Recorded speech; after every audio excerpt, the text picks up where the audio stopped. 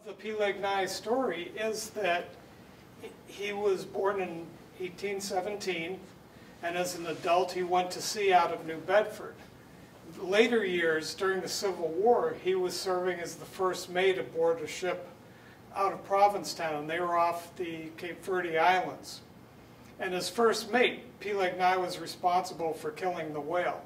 So he was in the front of the whaleboat. He had a gun that they shot the whale with, and it didn't kill it. So he shot it a second time, and the whale's tail came up and hit the front of the 25-foot whaleboat that he was in front of. Peleg fell into the whale's mouth. Its jaws closed with his legs sticking out of it and took him down, and he survived it. That's the amazing thing. But the thing that makes it unique is that the captain wrote about it in his captain's log. And while I was doing research, by the way, I spent about 15 years researching this, and it still has new things happening. But as I was researching it, I contacted the New Bedford Whaling Museum, and they had a copy of the captain's log, so I was actually able to read it. And that's what makes this unique, is there are other stories of whalers falling into the mouth of a whale, but they don't talk about them being taken down or anything like that. But the other thing is the citation. Two of them that I've heard about, I asked, who's the citation? They said, well, the whaling guy himself. So that's not a citation in history. But in this, the captain actually went on board the ship right after it happened, entered it in the captain's log, and told us about it. So it has a citation. It's a real story. It's not an oral history. It actually happened. So the Nye family was a big deal in the whaling industry during from about 1820 into the 1890s. And they made a lot of fine products out of whale oil. And this was an important part of the American history because the Industrial Revolution was happening. And part of the problem with the Industrial Revolution was that they hadn't come up with ways to lubricate these big machines that they were inventing. So whale oil was part of the solution. So the Nyes were very important. This is a picture of a can of Nyes sewing machine oil from the mid-1850s. And interestingly enough, the Nye family is still in this business in New Bedford. You can go visit their factory. They downplay the whaling days because it's not a popular thing anymore, but everything they manufacture now is synthetic, but they're still very important. And they were also important, the Nye family was important in New Bedford. They were ship's captains. They had Nye's ships. They had ships that were named Nye, and they were also shipping agents. So they were a big deal, and they were very good at what they did. So this is the only known image of Peleg Nye himself, and I think this was probably taken around 1845. It's hard to see, it's not really clear, but the fact that he has a uniform on tells me that it probably happened around 1845 while he was the captain of the ship. One of the nice things about having the captain's log is I can tell us exactly what happened on this day years ago. So 152 years ago today, in 1864, they were heading south to the Bay of Mexico. And this day was squally with rain. They had run down to the Mosquito Bank, which is off the coast of Florida, saw cowfishes and porpoises, had thunder and lightning. And this is where the Mosquito Bank is. It's actually off the coast of Florida, off the Keys. And there aren't too many places, when you're trying to research it, there aren't too many places that mention the Mosquito Coast. It's actually hard to find an image of it. Now, at the same time that this was going on, that they were down here, this is 1864, so the Civil War was still active. It was happening in the United States.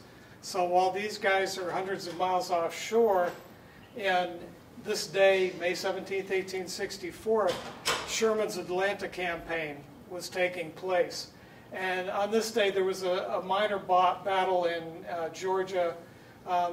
Confederate Joseph E. Johnston's Army of the Tennessee was going to clash with Sherman, but because nightfall was falling, the Union forces put it off, and the Confederates retreated, so the battle did not happen that day.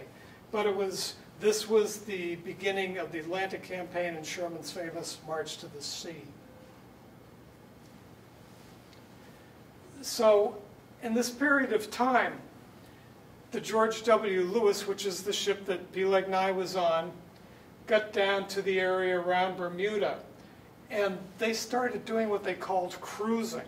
And it's amazing. They just spent months cruising back and forth looking for whales. That's what they did. They didn't have any set agenda. They didn't have a particular spot. They just kept going and going. And it wasn't particularly productive. And they kept going in this 3,000-mile range back and forth between Bermuda and the Cape Verde Islands. And what finally happened was that on November 16th of 1864, Peleg Nye met his whale, and that was off the Cape Verde Islands. Now, just to put it into perspective of people taking on a sperm whale in the ocean, it's an amazing undertaking. And Provincetown was a little different. The ships were different than the ones that went out of New Bedford. The ships that went out of New Bedford were big. They were made to go around the Horn. They went up into they went into the Arctic. They went into the Antarctic. They just sailed the whole world. And sometimes the average voyage for them was probably around 5 years. There's one instance of a voyage that lasted 10 years, which is incredible. With the fellows from Provincetown, they were smart. They had a fleet of ships that were half that size. It's because they were fishing ships, you know. So when the whaling was good, they'd outfit their fishing boats and go out in those, and they could go out for 8 months and come back and have a successful trip. And when the whaling was bad, they just went back and became fishermen again. So it was smart. For a while in the around 1835, New Bedford was the richest city in the United States. It was actually responsible for a big chunk of the American economy. And later, around the 1870s, Provincetown was the richest town with the highest per capita income in America. And it was all because of this whaling industry. So this is a picture of men in a whaleboat. And this is an Australian whale hunt that happened in 1929. And the whale that's next to them is not the one that they're hunting. The one that's next to them is an orca, also known as a killer whale, also known as a grampus. And orcas this one's following them because he knows there's going to be a kill. And as soon as they kill it, this orca is going to try to get a piece of that. But one of the reasons that I show this is because it shows you what it looks like on board a whaling boat. And it's kind of a strange thing. The first mate is the guy who's in the back steering. And then the guy who's in the front is the harpooner. Now the harpooner has a rope that attaches to the whale. So when he harpoons the whale and it's made fast to the little boat, the harpooner goes to the back, he becomes a steerer, the first mate goes to the front, and he becomes the guy who's going to kill the whale. But the thing is that these guys, this is a 25, maybe a 30-foot boat. And I was trying to find a comparison just in size. How could you explain the size of a sperm whale compared to these boats? And this is what I found, was that this is about the size of a whaling boat. And this is a boxcar, which we all know. And believe it or not, a boxcar in weight, in height, and length is about the size of a large sperm whale. So when these guys killed the whale with this little boat, when it was dead, they attached onto it and they started rowing back towards their ship. And their ship could be miles away, depending on how long they had been out there. So it was quite the undertaking. And Nathaniel Philbrick made a comment on a show for WGBH that this is probably the lowest that mankind has ever gone to earn an income. It was just a dirty, horrible business. And of course, once they get it onto the ship, then they had to prop the whale. So this is actually the gun, a picture of the type of gun that Peleg Nye shot the whale with. And this is part of our wonderful industry, the way that we think about things. But this was a nasty gun. It had a cap, and when the cap fired, it lit a fuse in this thing called a whale bomb. And it shot the whale bomb into the whale where it get into the blubber and then explode inside the whale. And that was one way of killing them. And the first one, the Peleg, got into the whale, did not kill it. That's why you had to shoot it a second time. So this is the picture from the captain's log of Peleg's killing the whale. And if you notice, this is different. Most pictures you just see a picture of a sperm whale. And the captains, like a lot of the men, were great at scrimshaw and drawing. And fortunately, this Captain Holmes was a good artist when it came to whales and stuff. But if you notice, this is unique. It has the harpoon in it, which means that they got the whale. But then if you notice in the front, there's a little picture of a guy standing there like this with his legs sticking out, and that's Peleg.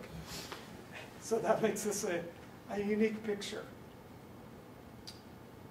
So I heard about this story the first time when I was a student at Cape Cod Community College. We were doing readers theater. The theme was by the sea. I needed a story to talk about, and I went down and talked to the archivist, Mary Sicko. I said, I need a story.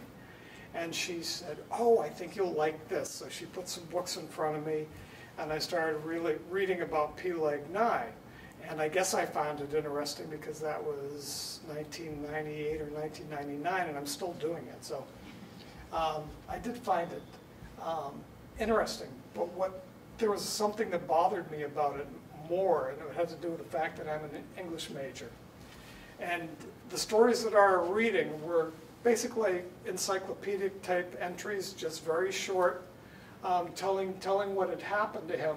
One was by a gentleman named Donald Trazer, who had the Trazer Museum in Barnstable, which is now part of the Barnstable Historic Society. So he was well known. And there was another fellow named Dr. C.E. Harris in Hyannis, and he wrote a book called Cape Cod Whaling Captains, or Hyannis Sea Captains. And the problem was that they both had quotations. And Dr. C.E. Harris said that the following is published in the Youth's Companion many years ago, written by Mr. James Otis of Hyannisport. But there were no citations other than that. They didn't say who this James Otis was. And then as I looked on over the years collecting stuff, in 1946 they commemorated Peleg's death. He died in 1896. And again it mentions Mr. James Otis as being the person who wrote about Peleg Nye's adventure. The problem was, again, quotation marks, no citations, no more to the story than just that. So this was some of the things that drove me to keep looking into it. I wanted to find out who Otis was. I wanted to find out if this was really a true story. It could have been, easily could have been oral history, which is, any of you who have studied history or chase it down know there's a big difference. If I tell the first person in the room a story, whisper it, and then we pass it around the room whispering, by the time it gets to the last person, it's not the same story at all. And that's what happens with oral histories.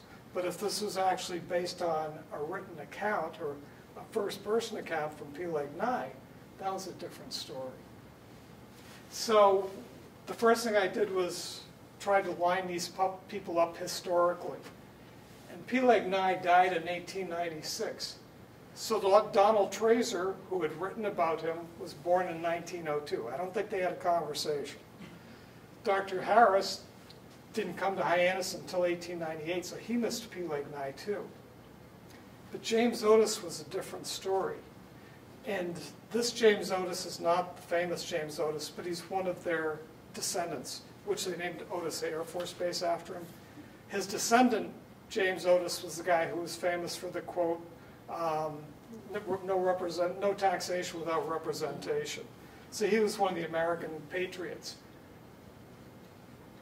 So before I get into this, I just want to say one of the things that I have kind of a weird idea at the time when I started researching this about looking up people's names. If you type my name, Nils Bachman, into the computer and do a search, you're going to come up with 3 hits.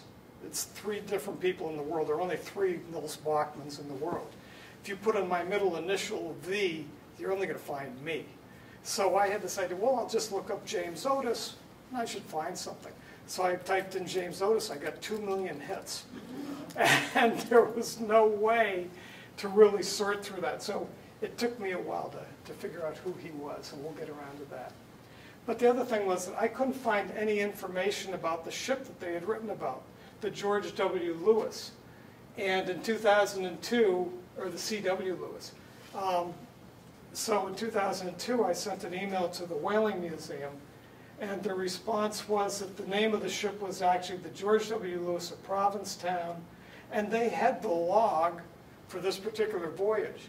Now, in terms of trying to do research in whaling history, especially from Provincetown, this is the proverbial needle in the haystack. It's incredible that it even existed. So I got to go look at it. They had it on microfilm. Now, if any of you have ever dealt with microfilm, it's tedious, it's hard to read, and this was 256 pages of microfilm. And I'm in New Bedford, I don't have that much time that afternoon. I'm thinking, well, how am I going to even find this? And I'm looking at a page, the first page, that looks like this. It's almost illegible. I didn't know the language, there was a lot of jargon. Fortunately, Captain Holmes had pretty clear handwriting. So when I got to the second page, it was a little more legible. I could say, okay, this might have something to it. As I started going through it, I found that not only was his handwriting good, but he was good at drawing pictures. And as I went through the pages, I started finding out all these pictures, and each one of them had a meaning. And the first one is you see the whale going down. Well, that just tells you that they had sighted a whale, but they didn't chase it. Nothing happened. The second one, the one in the middle, means that they saw a whale and they chased it, but they didn't catch it. The one to the right on the top is a sea turtle. And the sea turtles were important and mentioned in there because they were a food source and also a source of water if they needed it. And then we have the dolphin to the left. The dolphins are important because they also had oil, and when nothing else was happening, they'd take a dolphin if they had to. The one on the right is a killer whale, the grampus, and they would take those too because of the whale. The one on the left really kills me because he was so good at drawing these. The one on the left is a fish, and that's all he says, a fish. We saw a fish. And I think that's the worst picture of a fish that I've seen, so I don't know what he was trying to get through. But what was important was when we finally found this picture and I saw the whale, and even though it was a killer whale, and I made that connection that it had a harpoon in it, which means they caught it, they took it, and it was a captured whale. It was a successful hunt. And then I came to this picture, and definitely a sperm whale. It had the harpoon in it. So that made my search through all those pages much easier. I kept looking for it, which was great and a big time saver because the mention of Peleg's falling into the whale's mouth is around page 240. So that made things a lot easier. So now I know that the story happened, I know that it's true, and I know that this fellow named James Otis wrote about it. But who was this James Otis? And it turned out that he was born in 1858, and that's good because that meant that he was a contemporary of Peleg Nye. He could have met Peleg Nye, lived at the same period of time. He was born in Roxbury, and his father, Theodore Otis, is an interesting character. He was the one and only ever mayor of Roxbury. And after he was elected, Roxbury became part of Boston, so he retired. Having that information made it easier to find more about James Otis. And the Barnstable Patriot came into play. It's great because that paper has been in business since 1840. And you can research it through the Sturgis Library. And I found that Peleg Nye had built a new house in Hyannisport in 1886. And in 1889, James Otis of Boston is also in town, has broken ground for his house, which was in Hyannisport. So they were there at the same time. As I researched more, I found they lived within a mile of each other.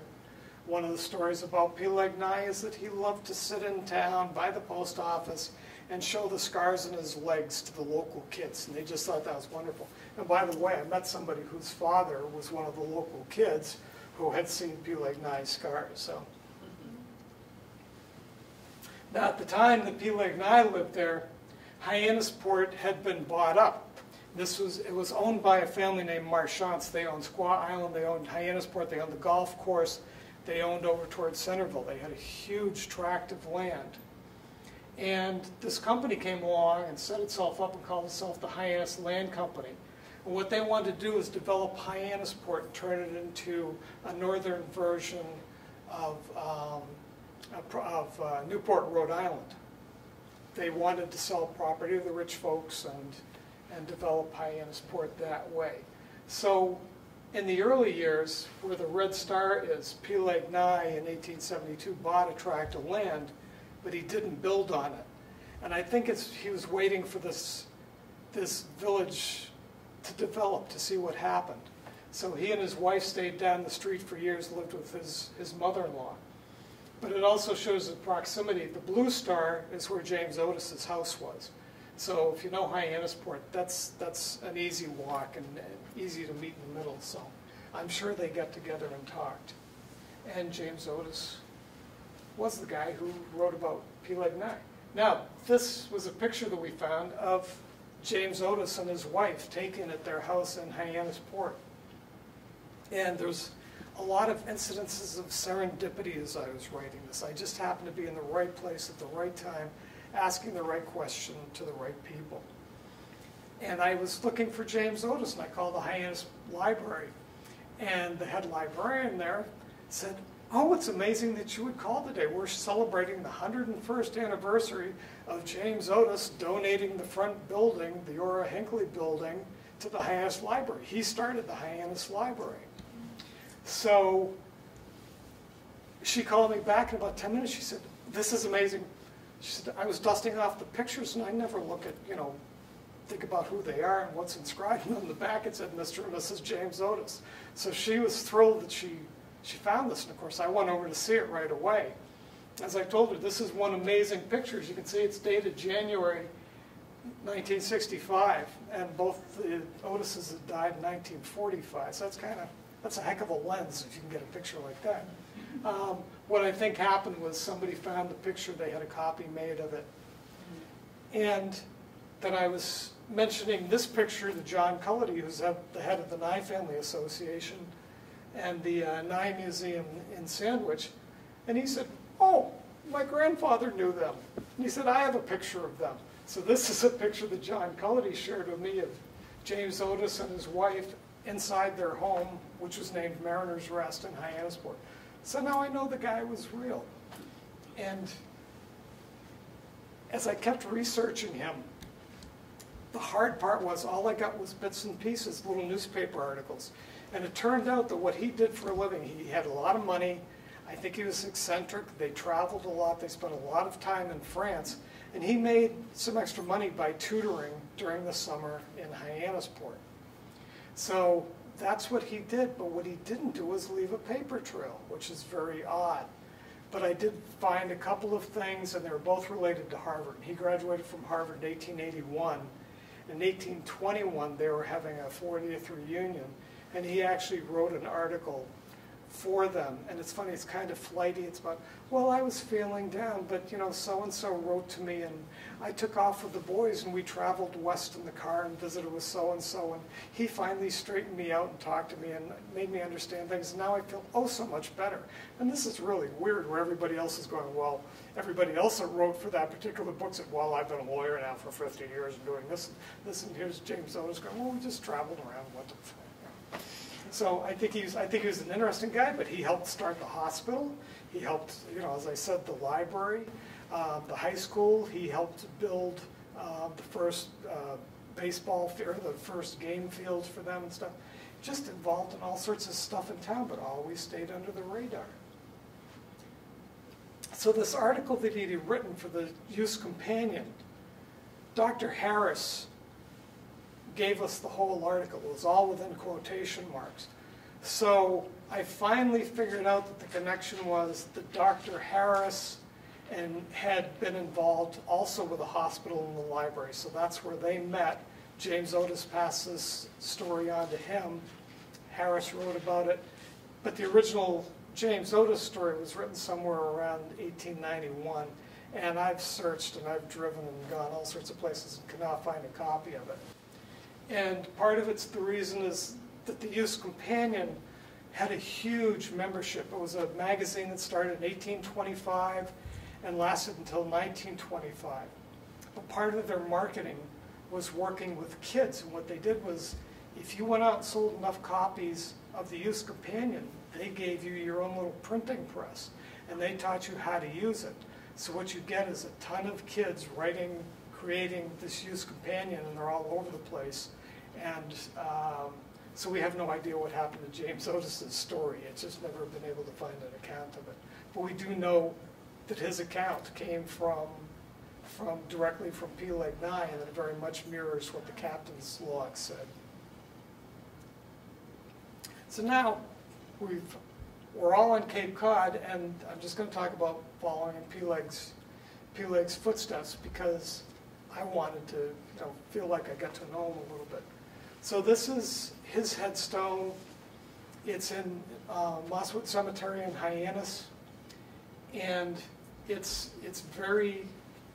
doesn't say anything about the people that are there. It just names his wife and him, and it doesn't tell you much about his story. I'm sorry, it's the Oak Grove Cemetery on South Street in Hyannis. So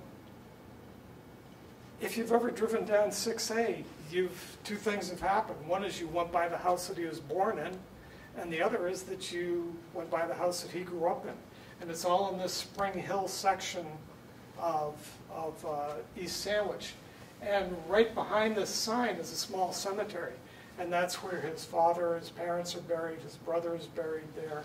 But Peleg was buried in Hyannis because it's a mile away from their home, and that's where his wife was from. So that's how he ended up there. Now, if you've ever driven down 6A, you may have noticed in East Sandwich, there's a house right on 6A that has a sign up for it that says Hedgerow. And that's the house that Peleg Nye was born in.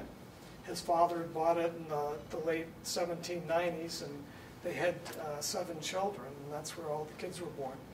But his father owned ships, merchant ships, and lost several in 1 year, and ended up losing all his wealth. So he built a smaller house down the road, and this is right across the street from the Spring Hill Cemetery. And this is a picture of Annie Freeman, who was Peleg's, I guess she would be an aunt, maybe, or a relationship like that. But this was originally the house that Peleg Nye's dad built. The Freemans inherited it, and the Freemans still own it. The Freeman family still owns it. So that's what it looked like back in 1909. And this is what the house looks like today. And comparing the two pictures, you can see how close it actually is to the marsh and everything, but it's so overgrown, and the railroad runs along the back of the property. But Irving, who owns the property now, says it's still interesting. He said once in a while, they used to keep the trees trim in the back here, and they would have tourists pull into the driveway and drive and try to get down to the water. And they couldn't get very far because the train tracks are down there now. So they finally just let the trees grow up. Now, in 1872, the Barnstable Patriot said that they learned that Peleg had bought a corner lot adjoining the residence of William Goodspeed and proposed to build a house there. And this is the house that Peleg Nye had built. That's actually the original footprint. We don't know what the house looked like. It's had additions put on since then. But if you've been in Hyannisport, I can guarantee that you've driven by this house. It's on the corner of Irving and Scudder Avenue. And this right here, this is the fence that we know is the Kennedy compound on the other side. And down at the end of the street is where the pier goes out into the water in Hyannisport. So that's where Peleg Nye lived. And he and his wife spent their lives there. back to when the books were written about Peleg Nye in 1939, people were still writing about him for years. I'm one of them. But in 1904, the Nye family had a huge reunion, and his niece, Annie Nye, wrote about him, which was nice because it gave us some history that we know was again, not an oral history, but a first-person account of meeting with Peleg Nye and talking about his early days on ships. And then in 1971, the Boston Sunday Herald again revisited the story, and this was a story written by Edward Rowe Snow, who was a Cape Cod historian. And this was about latter-day Jonahs, people who had fallen into the whale's mouth. So he wrote about Peleg Nye first, and then he started talking about this British fellow who had also fallen into, supposedly fallen into a whale's mouth, Ben James Bartley. Supposedly swallowed, his mates cut open the whale and found him in the stomach, and the guy was all bleached out. And for years he made a bunch of money traveling around to shows, circuses, putting on demonstrations, and later in life admitted that the whole thing was a hoax that he and his shipmates had cooked up to make extra money because they didn't want to be in the whaling business anymore. So Peleg Nye is the only citation for this kind of thing happening. But I was given this on the same day that I was given the rest of the story about Peleg Nye back in 1999. And I had this for years, and it was driving me crazy because I couldn't find a picture of Peleg. I guess I wasn't paying much attention when I got this, because that's where we found this is a picture of Peleg Nye. So I thought it was James Bartley all those years. So when I went back to look at it, we were thrilled to find out we had a picture of him. Now this is a different story. This is Peleg Nye's grandniece. And she was a marchant. She was the last of the family marchant to actually live in Hyannisport. And the day that I was given all the other information, I was given this. And at the bottom of her down near her feet is Peleg's sea chest. And one of the comments I was given in 1999 was, wouldn't that be cool if we could find that? So I'm going to get back to that in a minute. But Edna Marchant died, had no children, and the question of where the sea chest went was just not answered. And I started trying to find Marchants, and there are no Marchants left in Hyannisport, which is amazing to me. And I found 4 Marchants living on the Cape, sent them all letters, never heard. I heard back from one family, and they said, no, we're not the ones you're looking for. So now back to this Peleg story. They're still on board the ship. Now, the poor guy, this happened in 1864 in November. And he had multiple fractures. His skin was ripped. He survived just by who knows how. The captain was the guy on board a ship who acted as the doctor. So the captain just kind of did whatever he could come up with to keep Peleg alive, and he did keep him alive. But Peleg was known to have said that he found the recovery so miserable at times he wished they had just let him go. And the poor guy, it happened November 14th, and they didn't get back to Provincetown until the next June, so he was recovering on ship this whole time. So in 1865, they're heading north. They're just starting to think about heading home, but America has changed. And just at this time, a month ago, April 9th, Lee surrendered at Appomattox. On April 14th, Lincoln was assassinated. And on May 4th, Lincoln was buried in Springfield, Illinois. So while this is happening, it takes a while for news to get to the ships. And aboard, this is a note from the captain's log. They're off of Muskegon. And on Saturday, May 6th, they were notified, they heard about the death of Lincoln. It says, the day is rainy most of the day. We are anchored at Kingston. The sad news reached here of the assassination of President Lincoln and Secretary Seward, who, by the way, survived. And all the Americans in port have had colors half-mast all day. Also the government flags of St. Vincent. So I like to bring this into the perspective, because that's a date that we all kind of can, associate with. So this is what they're returning to, and that was 151 years ago today, before we talked about 152 years ago. Now this is 151 years. They're bound to Blanco on the May 17th. This is just a normal day. The day's moderates, meaning the winds were moderate. Saw Orchilla at night, saw the Rogues, which is the Lost Rogues Archipelago, at 10 a.m. 3 p.m. came to anchor in 2 fathoms and repaired the stern boat and painted her. And that's what they did when they had free time. They just kept working in the boat and maintaining it, the ship. And this is where they were in relationship to the rest of the world. You can see, if you know that area of the Caribbean, you've got Aruba. And, it's really not very far between islands. Aruba to the tip of South America is only a 15-mile distance. So they're off Lost Rogues. They're passing the island of Orchilla. They're passing Lost Rogues, and they're starting to make their way towards home. Meanwhile, in the Civil War, back in the States, Phil Sheridan was assigned the federal command of the area west of the Mississippi. Now the war is over for all intents and purposes. Lee has surrendered. In the meanwhile, Confederate troops in Florida are still surrendering. It takes time for this all to happen. On May 18th, 151 years from tomorrow, they were preparing for the grand review of the federal armies in Washington, D.C.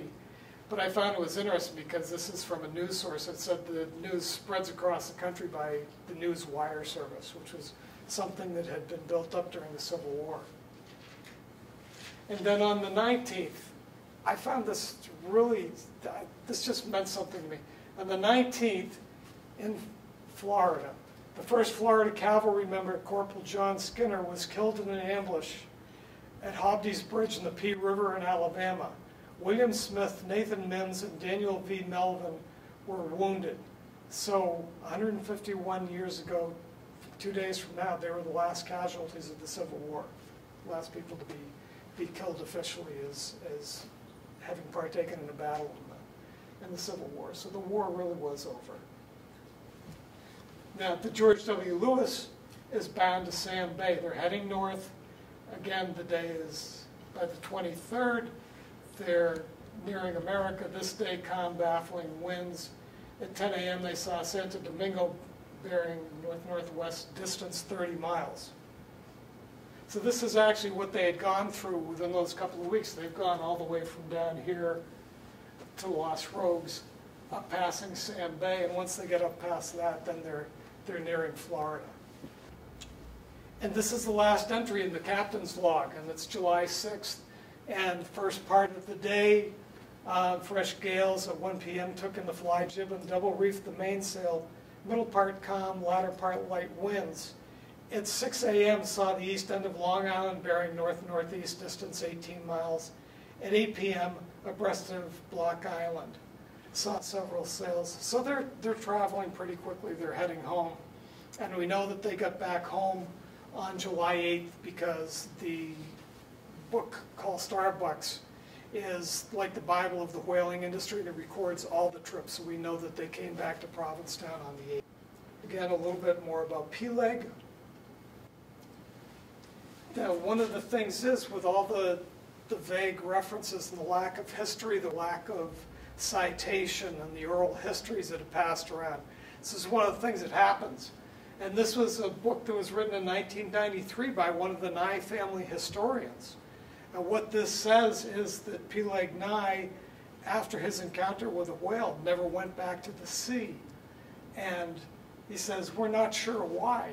Well, you shouldn't be sure, because he did go back to sea. This is wrong. This was the type of thing I felt I wanted to correct. And there's a great database called the American Offshore Whaling Voyages. And Peleg Nye did go back to sea after his encounter. A year later, he was back as a captain out of Provincetown. Went out on 3 more trips. And one of the things that I didn't know until just a few weeks ago was I found I found the last living Marchant, and she's Peleg's great-great niece, and she gave me some of her notes. And she used to beg her dad to tell her about the Peleg story, so she knew it by heart.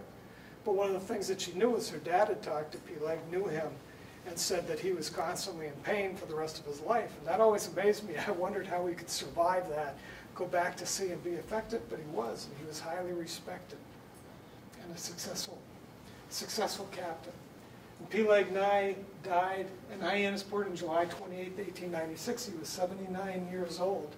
He'd spent 35 years in the whaling industry and survived it, and that was something. I want to add that I was talking about serendipity and things happening, and just these things falling into my lap, being at the right place at the right time. And I received a phone call about a month ago. Now, last summer I was at a writers' conference in Hyannis, and somebody had mentioned to me that there's a liquor store in the West End. And somebody said, I think that guy has a connection to the Marchant family. So I went in and I left a note, and he never called me back. So then I went in again a few weeks later with a book, signed it, left a note saying, if you know anything about this guy, please get in touch with me. Left my card, talked to one of the people who worked for him. Still didn't hear anything. Well, it turns out that he's elderly, he's eccentric. If he didn't have the liquor store and good managers, he would just be out taking photographs. That's what he does. So he spends about an hour a day in the store just making sure everything's going. He leaves. And so about a month ago I got a phone call, and I didn't know who it was. It was a woman's voice. She said, I think you've been looking for me. And I said, well, I don't know. Who are you? And she said, I'm Peleg Marchant. She said, I'm the last living member of the Marchant family. I'm the end of the line. Turned out the guy who owns the liquor store was her ex-husband. And he had the book and had it in the back of his car and kept forgetting to give it to her, and just one day said, oh, I got something here and I think it's for you. So he dropped the book off, and she called me within 10 minutes. She said, this is wonderful. She said, I just never knew a lot of things that had happened to Uncle Peleg, and this is just great. So she and I have become very good friends. She's very disabled, but I took her in my car. We did a day trip to Hyannisport, and at one point she's traveling around showing me where she used to live and all the houses connected with the family.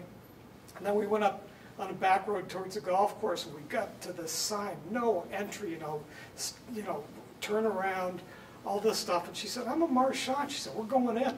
So it turned out that it was actually the center of the maintenance area for the golf course. And a guy came out and he said, can I help you? And I said, yeah. I said, this is Peleg Marchant. He went, oh, really? And they treated us like royalty. It was wonderful. Any place we wanted to go, they talked to her for a long time. And what they've done, the house that she grew up in on the Marchant property on the golf course is still there. It's part of the maintenance area. But it's gotten so moldy inside, they've closed it off. And the gentleman I talked to said later this summer, he's going to have them open it up so that I can bring Polly over, and they're going to let us go through the house and take pictures. And the amazing thing was, her memory is still so good. She was sitting in my car. She couldn't get out. She looked and she said, there was a sign on this house that, commemorated as being part of the Marchant family. And I walked up, and I pulled back a bush, and there's the white sign attached to the house, Marchant family, 1850 or something like that. So it was just wonderful. And this is the way the Peleg Nye story has developed, and that's about all I can tell you right now.